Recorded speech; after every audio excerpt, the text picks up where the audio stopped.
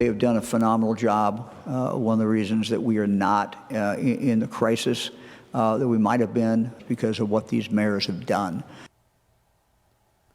Ohio Governor Mike DeWine giving shout outs to local leaders this week, including our own Mayor John Cranley in Cincinnati, crediting their efforts for flattening the curve overall and the number of cases of COVID-19. Good to have you with us at 4:30. I'm Craig McKee.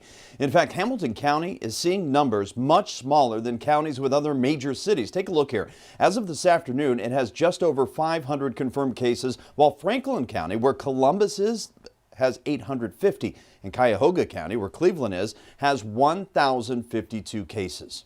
Meanwhile, reporter Marielle Carbone has been speaking to some local leaders today about response efforts over the last month. And Marielle, how do they really feel that things are going overall here?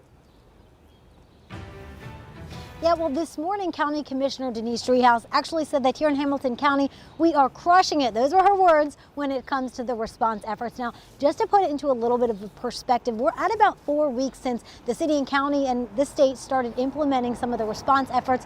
Back on March 11th is when the city declared the state of emergency. The next week was that 6 feet apart order, and then things really started dominoing from there with different business closures, school closures, and of course that stay-at-home order. So here in the county, Commissioner Driehaus says all of the stuff that's going on, it really is working. And she says one big way you can tell is what's going on over at the convention center. Duke Energy Center is being set up as an expanded medical facility for COVID-19 cases.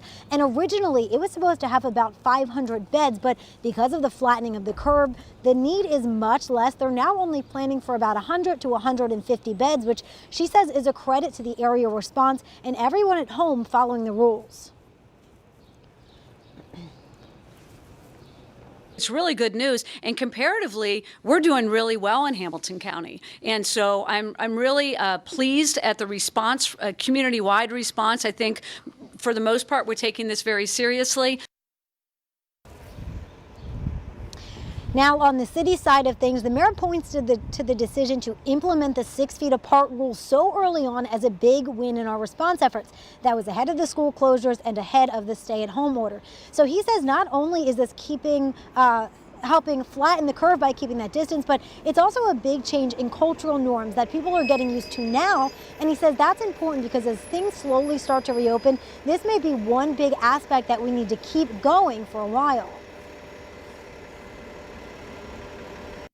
And frankly, I think that's going to be necessary as we slowly reopen the economy, which I know everybody wants to do. And so that's one small example of ways that both short-term makes a difference in flattening the curve, but long-term, in order to make sure we don't get a big new outbreak.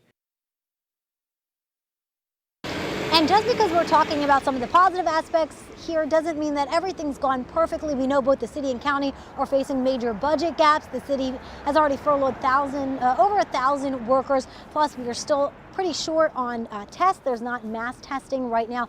And we've also heard about some discrepancies as far as minorities being more highly affected by the virus than other communities. So actually next week, Commissioner Driehaus says she's going to have more data on that, look at the numbers there so that they can help address that here in our community. For now, reporting live downtown, Marielle Carbone, WCPO 9 News.